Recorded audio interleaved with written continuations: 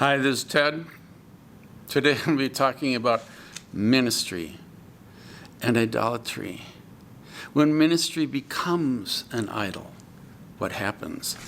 I'm getting the basis of this from the story of Saul, the first king in Israel. Because Saul was given a ministry by God. He was a humble man and a good man. And people loved him.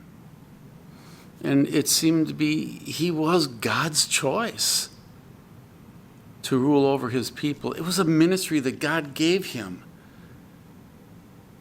But things started to unravel in his ministry. And when things began to unravel, we see a different Saul. We see that Saul began to try to protect and keep what he had and protect his dreams, what he wanted to see happening in Israel and what he wanted to see happening in the lineage of the kings to follow him. Because he wanted to create a dynasty with his son taking over after he was done. But things fell apart. And bit by bit, his kingdom seemed to be losing control, losing his ability to keep his hands over everything. And when that happened, we saw a different Saul, one who was willing to stoop to murder, trying to murder David, who he knew, this is the next king. This is the one who's going to steal it from my son. People around him are supporting his delusion that somehow David's out to get him. But David wasn't out to get him, and David proved that twice. When he had it in his hands, he could have killed Saul, but he didn't. Nevertheless, Saul never quit seeking the life of David because he knew David was the threat to his ministry. I want to talk today about 3 different ministries, and I see the Saul kind of idolatry of ministry going on in all 3 of these ministries, and I see people attacking and doing things they shouldn't be doing as Christians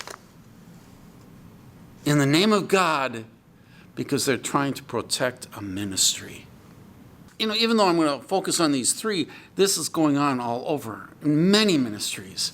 There are a lot of huge ministries going on, and there's something about ministry that connects with the individual who's in charge of that ministry. So when Bill Hammond or somebody like Joel Osteen has a ministry going on, you know, he sees that as his baby.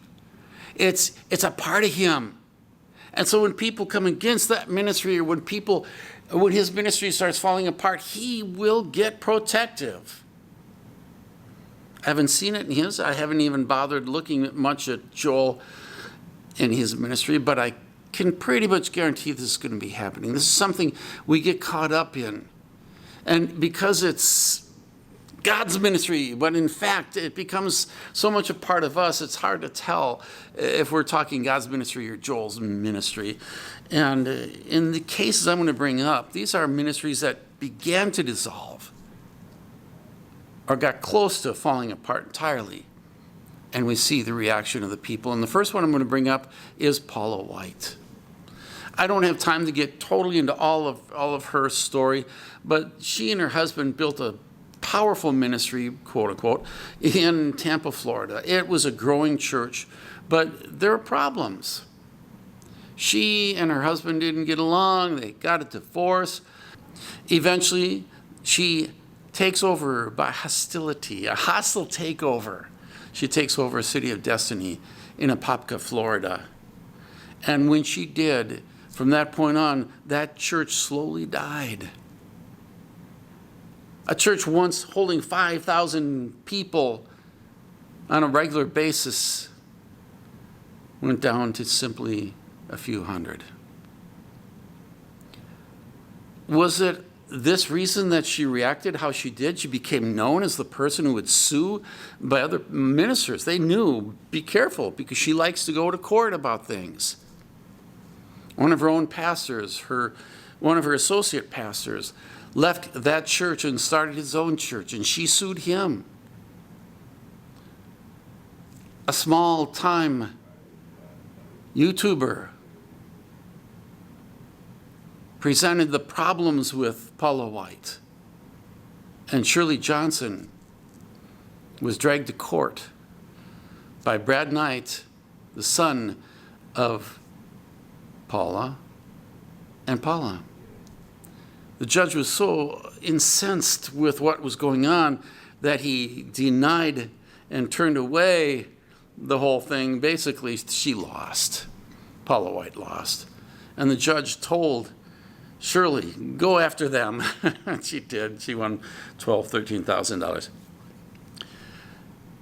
What happens when you see money crumbling away from your ministry and you have to keep it alive? What is the most effective way to get money in? Prosperity gospel. Paula began talking about give a month's salary. You find things in the Bible that even kind of seem a little bit like something that could relate to the prosperity gospel, and you preach it as if this is solid truth and the reasoning behind why the Bible was written in this section. So when Israel was called to put aside a month's salary or a month at the beginning of the year or whatever it is, this becomes the template for Paula to say, you should put away your first month's salary on top of the 10% you're going to get for the rest of the year, and you should put that away for God. What's going on? Her ministry is falling apart. It needs to be supported. Her son Brad recently gave a 20-minute sermon, 20 minutes of his message. He gave more message, but 20 minutes of it was just challenging the people to give, challenging the people to give. This has become a central theme for charismatics, the prosperity gospel. You give and you will be blessed. But in reality, they want to make sure their ministry, like Saul losing his, they want to make sure that theirs continues. And they'll do anything to protect it because they believe this is from God.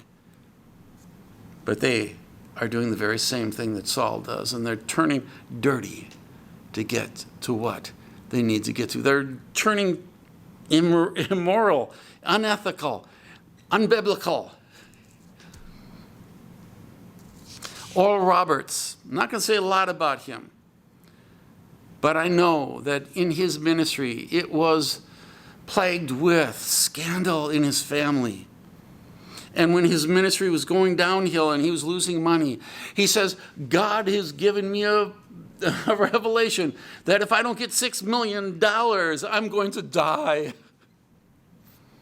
And some guy says, this guy needs to get a psychologist, get a counselor, and he gives him $6 million. What's going on? He saw his ministry, his empire crumbling and falling apart, and it was an idol to him. People don't know how to let go of their ministry. They think they have to do everything human and inhuman possibility and power to keep those ministries alive. But is this what God wants? HINN has gone from 400 employees down to 25, and maybe even less now, I don't know.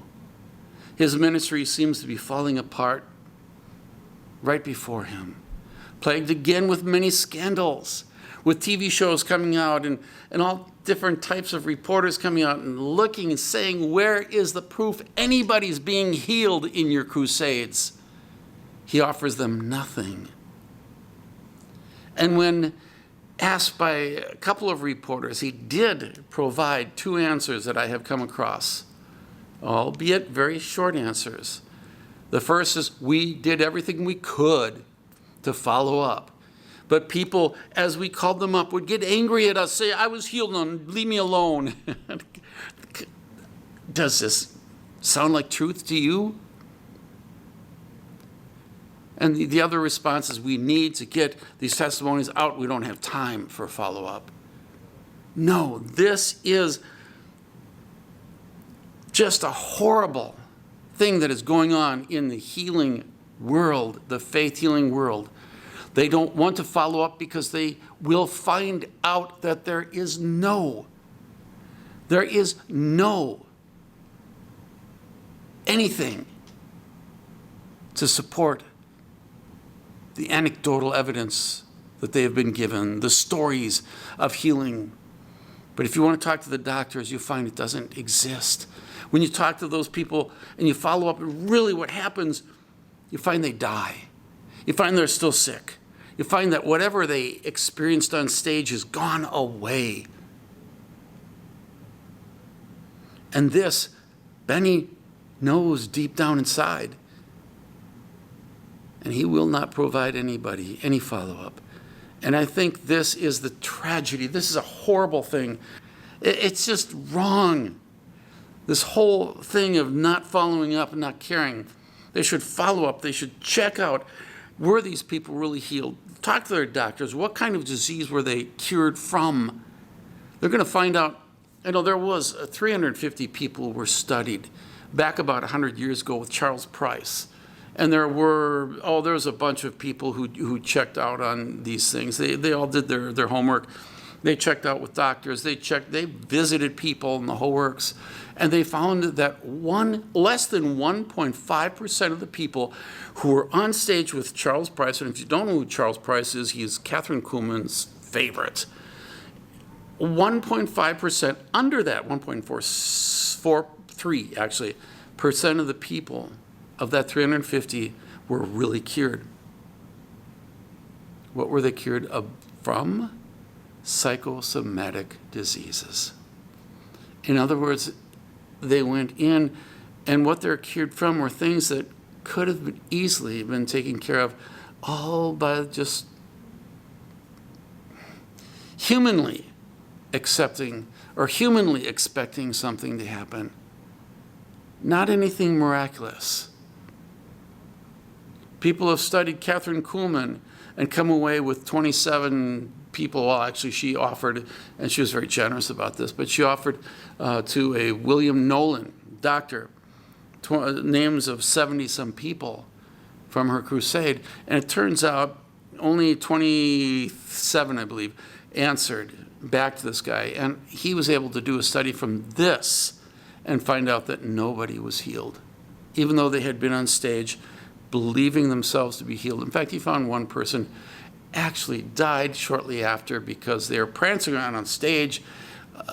Catherine telling her to, walk around. Well, she had a broken back, and her back collapsed. Not on stage. There was a certain Dr. Richard Kasdorf, Richard Kasdorf, and he did a book with 10 different miracles that looked far more promising. But I want to let you know he's chosen these 10. This is unacceptable in medical studies, because medical studies want to know what happens to the entire group.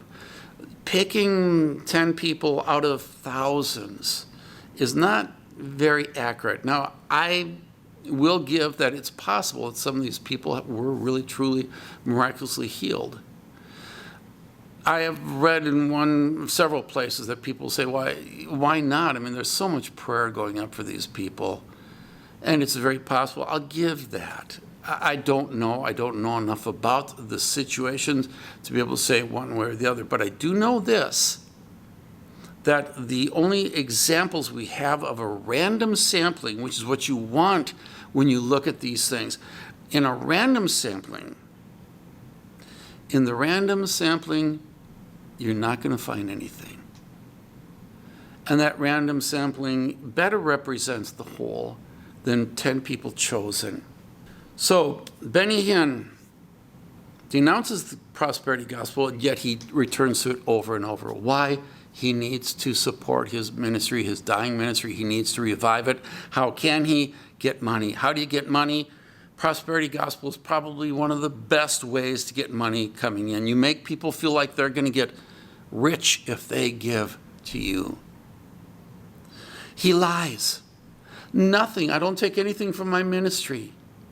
Yes, he does. Everything he has, almost every penny he has, comes from his ministry in one way or the other. It might be the books he sells. It might be The conferences he goes to, he's getting money from his ministry. He may not take it officially from the ministry. No, that money goes to paying off lawyers who are trying to go to law to protect his ministry because he's not paying his bills to contractors. And that is true. So he lies. He probably doesn't see it as lies because he's thinking, no, I don't take money from my ministry, thinking, that part that's dedicated to the wealthy people that I pay off, the higher echelon of people who work for me, and the money that goes to paying off those lawyers to protect me, and whatever else that trickles down to other areas. He may not take money from them, but he definitely gets money because of his ministry. He covers up financial problems. You don't know where his money's going. Anybody who does that is trying to protect themselves from being open and showing you everything that I'm doing is legit. He can't do that. And this is how you protect a dying ministry. This is how you protect a ministry that is unethical. Finally, he demonizes people who disagree with him. This is something that it's going on rampantly everywhere. This is a little over an exaggeration, but it is going all over the place in politics, in Christian circles, and he does it. And it says, if anybody comes against this ministry, they're cursed by God. He demonizes those who disagree. And this is not a good idea. The fact of the matter is we should be challenging each other. I like to be challenged if it's a healthy, good challenge. Okay, maybe I don't like it, but I appreciate it in the long run. Because if it's good, a good challenge, it helps me to be a better person. And this is something that I don't see in the world of this type of ministry. Benny Hinn will say something like, cursed be anybody who challenges this ministry. This is outrageous. What's the other one that's just, don't touch the prophets. These things they're destructive. They're wrong. The Bible says, test everything, hold fast to that which is good. In the whole charismatic movement, they're not listening to critique and them just giving in to everything anybody says, thus saith the Lord, whatever. It's turning them just in crazy directions, and it's getting out of hand. And that's all I'm going to say about this one. In the end, I just want to say, they may think that the growth and the popularity and the numbers and all this stuff is a sign of God's acceptance. But you know what? In the end, it's just Saul protecting his ministry. And there's nothing different that I can see.